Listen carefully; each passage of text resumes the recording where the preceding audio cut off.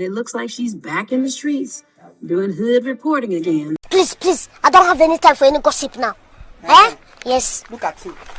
Lil Kim versus Nicki Minaj, a timeless beef to remember. Around January 2008, Kim chose to part ways with Atlantic Records. It was also rumored that Nicki would be signing to Atlantic, but she ended up signing to Young Money in 2009. In my opinion, I think Kim may have foreshadowed that Atlantic was trying to replace her with the new kid on the block, Nicki. All of these labels have shiesty business dealings and work hand in hand, in my humble opinion. Soon after leaving Atlantic, Kim started working with Birdman and Slim of Cash Money. In her 2012 interview with The Breakfast Club, she stated that Birdman and Slim suddenly cut her off after she had given them the okay to put Nicki on the song Grinding Making Money. The song was eventually pulled by Birdman because apparently Kim's verse was better than Nicki's. They didn't want Kim to steal Nicki's shine. In the song, Kim said, "Never be another me. What? You out your mind," which was basically a direct shot at Nicki. She also said that Birdman and Slim were studying her swag, stealing her vocals, and her new sound that she planned on maybe using in the future, and basically having Nicki take on her persona. Kim also claimed Nicki was taking shots at her in songs and wanted to be the only one, the main chick in female rap essentially. Around 2008, we did see Nicki copy Kim's 1996 hardcore album pose with her Sucker Free mixtape cover. I think the cover was used as promo to bring a buzz around Nicki's music, and honestly, it was a strategic move by Birdman and Slim, but the cover would eventually get changed. I also noticed that Nicki was very cocky and aggressive in her lyrics, and she was coming for both Kim and Remy, even though she showed them love in public. She blatantly told Kim in the song Batman that she's coming for the crown, and in the song 40 Bars, we can assume that she was talking to Kim when she said, "In the game 10 years strong, and you still can't write your own damn songs." We all know Biggie helped Kim write a lot of her songs, so that was definitely a dig at Kim. This made me realize that Nicki is a two-faced person, because she's nice in person, but in her lyrics, she will come for you. But should we sum this up to her being competitive because it is rap, or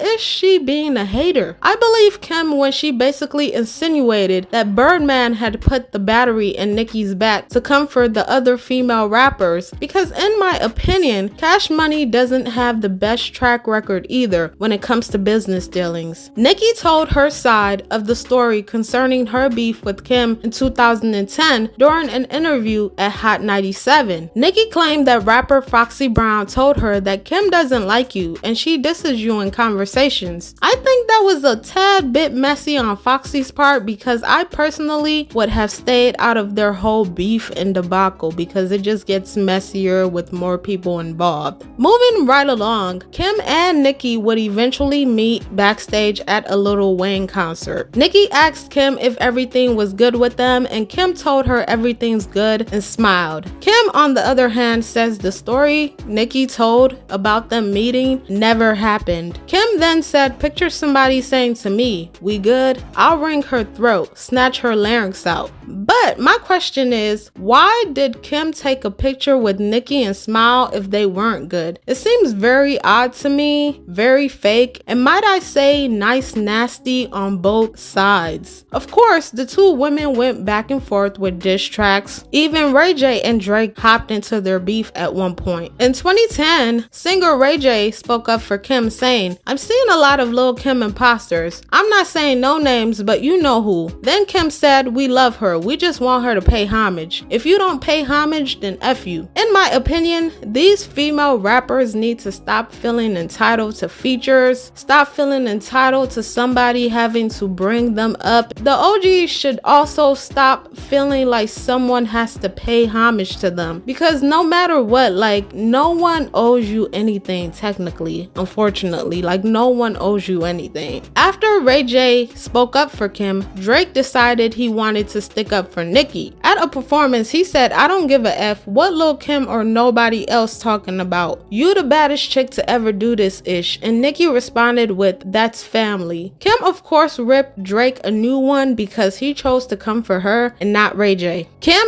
did not even try to hide her disdain for Nicki at this point. You know, she wore pink wigs to mimic Nicki at her concert and kept stating that Nicki was copying her. I believe the height of their beef was when Nicki released her first album, Pink Friday, in 2010, which included the song Roman's Revenge. Nicki basically told Kim, "You're mad cause I took your spot," which prompted Kim to put out Black Friday, the mixtape. She once again called Nicki a Little Kim wannabe and a clone. She also said, "This hood-ish, you and Drake ain't built for it." Little Kim would later tweet that her mixtape sold 113K copies on PayPal in 28 hours. I personally have a hard time believing that, and so did Nicki, because a few hours later, she tweeted, "The devil is a lie," and was laughing hysterically. I mean, really, Nicki?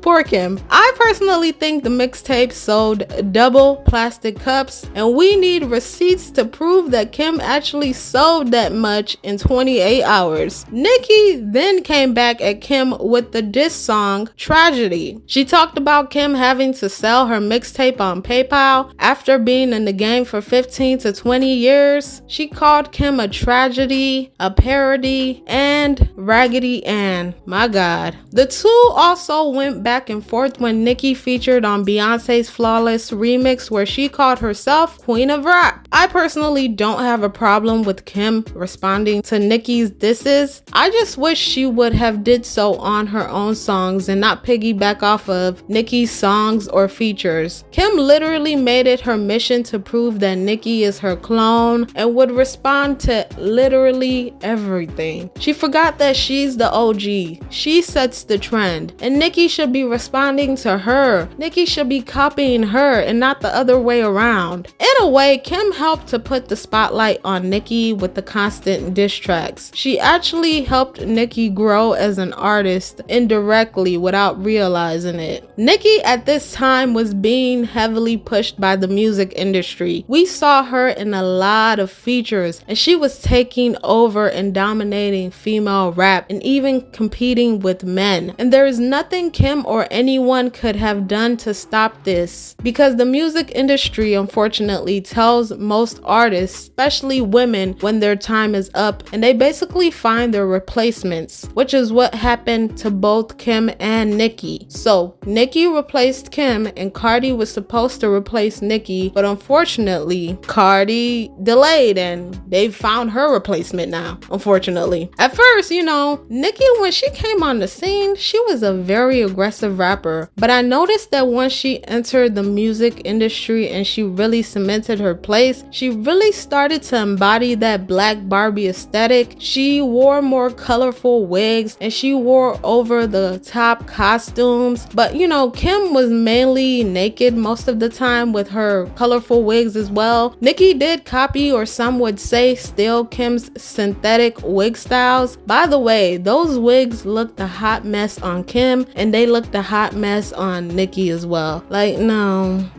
of all the things to copy, not those raggedy wigs, all right? Nicki also quote unquote stole Kim's former manager D-Rock. She also stole Kim's mole in one of her looks that she just talking about this is so petty. Like, she stole Kim's mole as well. She also stole the Queen radio name, the Queen of Rap title, being the official Black Barbie, etc, etc, etc. She just copied so much from Kim, or stole so much from Kim. As far as I'm concerned, the Queen of Rap title was up for grabs when Nicki came along, because at that time Kim was technically on the decline and she was no longer at her peak. And in my my humble opinion, being labeled as a queen or a black Barbie is overrated, okay? The thing is, Nicki never said she wasn't inspired by Kim. She said she was definitely inspired and influenced by Kim, but she was also inspired and influenced by a lot of rappers. She loved Kim's swag, but she also loved Foxy Brown, Eminem, and Lauryn Hill's flow and delivery. Like, she saw what she liked in different individuals, and I think she tried to mimic it and basically make it better, if that makes sense. While revisiting this beef, by the way, between Kim and Nicki, I did get a bit of deja vu, if that's the right word for it, because it reminded me so much of Nicki versus Cardi. When Nicki said during her interview at Hot 97 that Kim is gonna go down in history as a sore loser instead of a queen, it reminded me of when Cardi said Nicki is messing up her legacy and looking like a hater. History basically repeated itself, which is why a lot of you guys in my previous video about the decline of Cardi B were saying that Cardi is Nicki's karma because Cardi is essentially copying everything that Nicki does. And it makes sense, you know? Follow the formula that works, you know? However, don't copy somebody's face, allegedly, all right? Allegedly. However, Nicki's longevity, versatility, creativity, and lyricism is something that needs to be studied because I don't think any other female rapper has been able to still be relevant at Nicki's age and charting. But Nicki should thank her barbs for that because they play a major role in her success. Over time, Kim and Nicki have seemed to let go of their tired and through beef, and Kim even wants to do a versus with Nicki now, which is like a shocker. But it does seem odd to me because they're not even from the same generation. But you know, I digress because we're not even gonna get into that one, alright? To sum this up, Lil Kim and Nicki's beef started because Birdman and Slim used Kim to propel Nicki, and Nicki was constantly taking digs at Kim in songs prior to getting signed to Young Money, which is why Kim and Remy never liked Nicki from the onset. Like, how are you gonna be talking mad-ish about me and then wanna copy my tired and through wigs? Copy my, my swag. How are you gonna do that? It's the audacity for me. So I understand where Kim was coming from, all right? I'm glad that they're in a good place right now and,